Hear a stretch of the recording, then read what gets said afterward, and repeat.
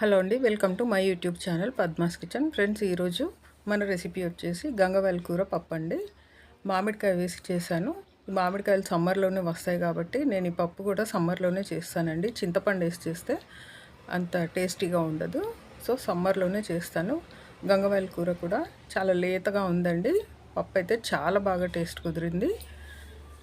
ఇది రోటీ చపాతి అండ్ వేడివేడి అన్నంలో కొంచెం నెయ్యి వేసుకొని తింటే సూపర్గా ఉంటుందండి. ఆ మామిడికాయ పులుపు, ఆ లేతగా గంగవాయల కూర అండ్ ఇది చాలా టేస్టీగా ఉంటుంది. సో ఇప్పుడు వీడియోలోకి వెళ్ళి దీన్ని ఎలా ప్రిపేర్ చేయాలో చూసేద్దామండి.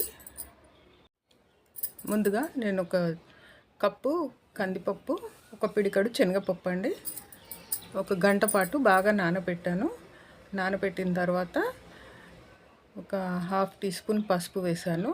ఒక టేబుల్ స్పూన్ అంతా ఆయిల్ వేసేసి, అండ్ చూడండి గంగవాయల కూర ఎంత లేతగా ఉందో. ఇది చక్కగా కడిగేసిన తర్వాత కట్ చేసి పెట్టాను. ఈ పప్పుకి యాడ్ చేసేసి ఒక చిన్న ఉల్లిపాయ అండి, తర్వాత ఒక పెద్ద సైజు టమాటో అండ్ కొత్తిమీర ఒక టేబుల్ స్పూన్ అంతా ఉంటుంది, ఒక గుప్పెడు కరివేపాకండి, అండ్ తర్వాత మామిడికాయ అండి. చాలా పుల్లగా ఉంది, మీడియం సైజు ఉంది, పెద్దగా లేదు.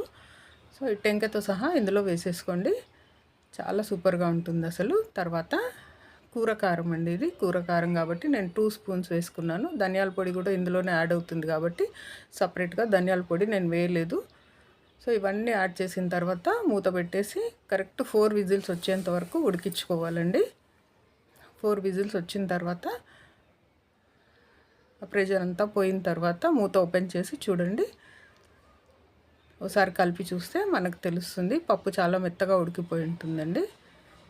అంటే శనగపప్పు మాత్రము మనకు గ్రెయిన్స్గా అలాగే కనిపిస్తుంది. చూడండి మామిడికాయ ముక్కలు కూడా ట్రాన్స్పరెంట్ అయిపోయాయి. దీనికి 2 స్పూన్లు ఉప్పు కలపండి, టీ స్పూన్స్ అండి, 2 టీ స్పూన్ల ఉప్పు యాడ్ చేసేసి ఇలా మనం మజ్జిగ చేసుకునే కవ్వం ఉంటుంది కదా, దాంతో ఇలా చిలికినట్టు అనుకోండి. పప్పు గుత్తితో చేస్తే మెత్తగా అయిపోతుంది, అంత బాగోదు. సో నేను ఎప్పుడైనా ఏ పప్పు అయినా కూడా దీంతో ఇలా గిల కొట్టుకుంటాను.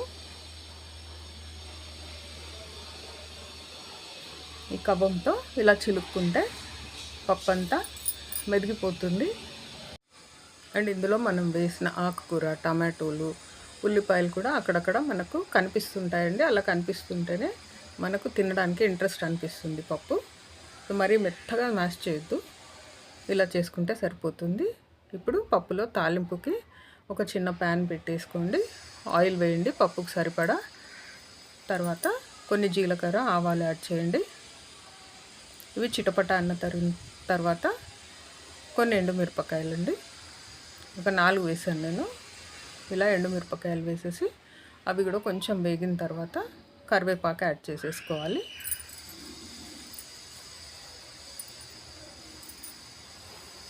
చూడండి వేగిపోయాయి. కొంచెం కలపండి, అలా కలుపుతుంటే చక్కగా వేగిపోతాయి. అంటే రెండో పక్క కూడా మనం మలిపినట్టు అవుతుందన్నమాట. ఇలా వేగిపోయిన తర్వాత కరివేపాకు వేసేసుకోండి. పప్పులో కూడా వేసాము, అందులో ఉడికి దాని ఫ్లేవర్ అంతా పప్పుకు వస్తుంది. ఇందులో వేసినా కూడా చాలా బాగుంటుందండి. అంటే తాలింపులో కంపల్సరీ వేస్తాం కదా మనం. తర్వాత ఒక 7-8 వెల్లుల్లి రబ్బలు ఇలా కచ్చాపచ్చాగా దంచి ఈ తాలింపుకు యాడ్ చేసేసేయండి. చక్కగా గుమగుమలాడుతుందండి పోపు. ఈ పోపుని ఇప్పుడు మనం మ్యాష్ చేసి పెట్టుకున్న పప్పులోకి యాడ్ చేసేసుకుందామండి. చాలా బాగుంటుందండి ఇది. అందరూ మీ ఇంట్లో ట్రై చేయండి. ట్రై చేసి మీకు ఎలా కుదిరిందో నాకు కామెంట్ సెక్షన్లో కామెంట్ చేయండి ఫ్రెండ్స్. ఈ వీడియో కనుక మీకు నచ్చినట్టయితే నాకు లైక్ చేయండి. ఈ వీడియోని మీ ఫ్రెండ్స్ అండ్ రిలేటివ్స్తో షేర్ చేసుకోండి. అండ్ నా ఛానల్ని సబ్స్క్రైబ్ చేసుకొని నాకు సపోర్ట్ చేయండి ఫ్రెండ్స్. మళ్ళీ ఇంకో మంచి కుకింగ్ వీడియోతో మీ ముందు ఉంటానండి. అంతవరకు బాయ్.